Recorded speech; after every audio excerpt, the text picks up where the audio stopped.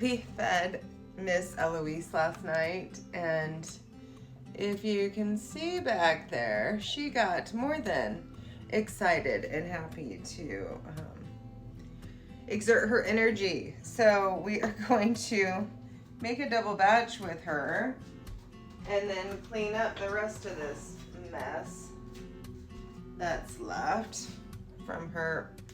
I knew I was pushing it last night with that feed. Oh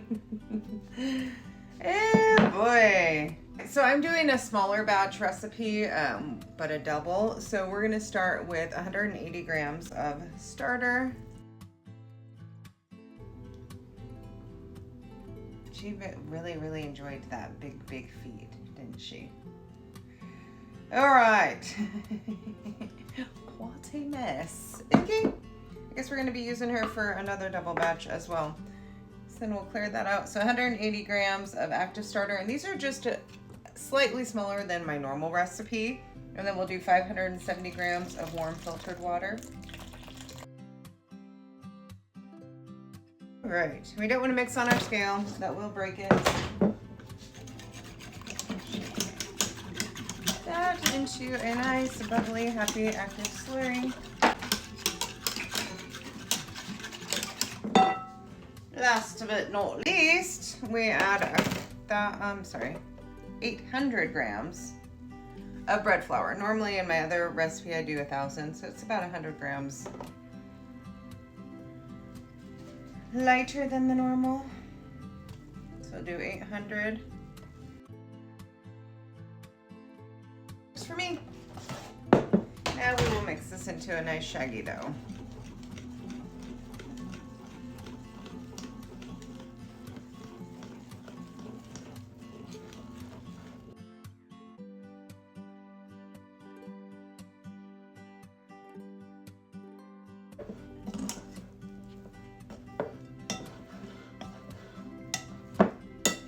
Okay, good enough for me. We will cover her up with a damp tea towel. And we will cover her up and come back in 1 hour to add our salt and take our aliquot sample. Initial hour is up. This is how our dough is looking. It is now time for us to add our salt, which for double batch we're doing 20 grams. I also consider the incorporation of this salt to be our first round of stretch and folds. The water will help keep the dough from sticking to your hands as much. So we're just going to, again, get this kind of incorporated and squished into our dough.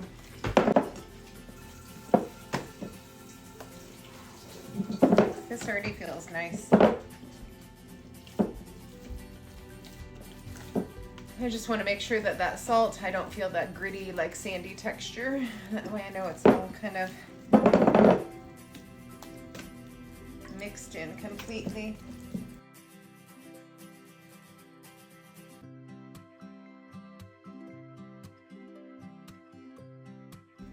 And now we take the temperature of our dough. This lets us know what size of sample to retrieve from her.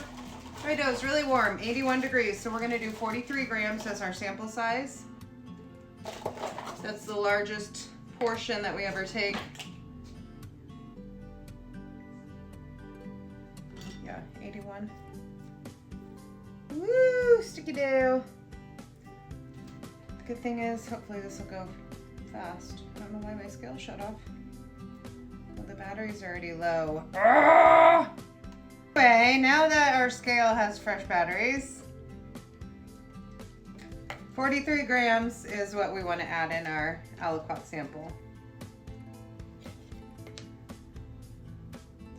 Perfect.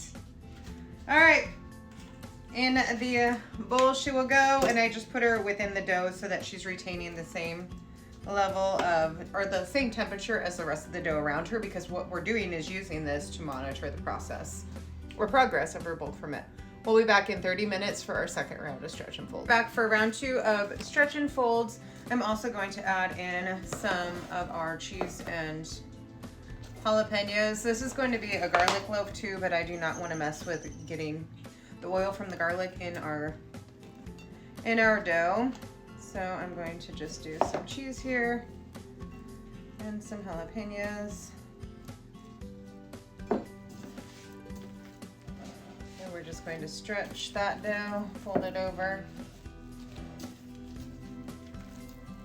and rotate the bowl till we go all the way around.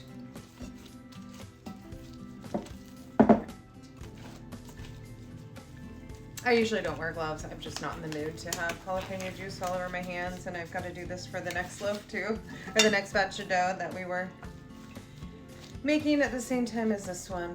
So just picking it up here and helping build some structure and gluten response to the trauma we're putting it through.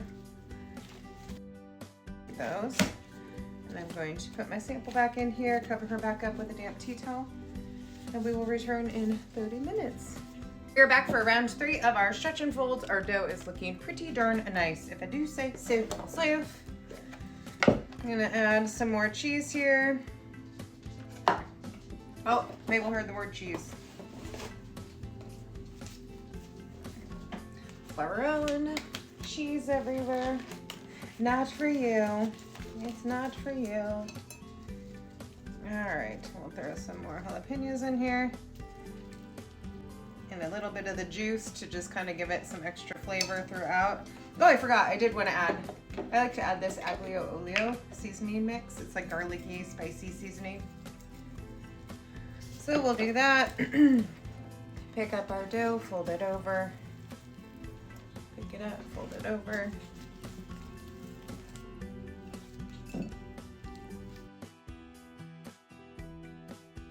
Our dough is moving along nicely. This dough was a little bit warmer, so the sample size is larger. Sorry about the timing.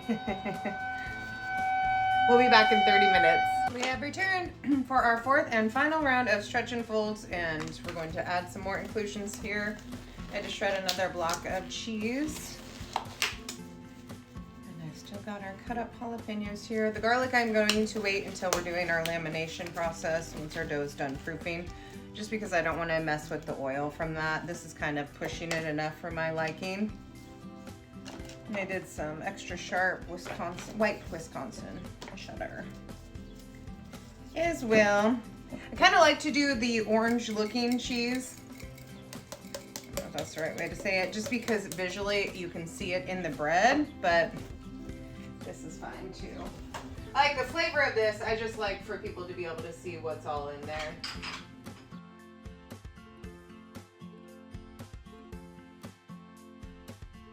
Fine. Back in the bowl she will go. We'll continue to monitor her bulk fermentation process through the lid of this. Cover her back up, and we shall return when it's time to shape her.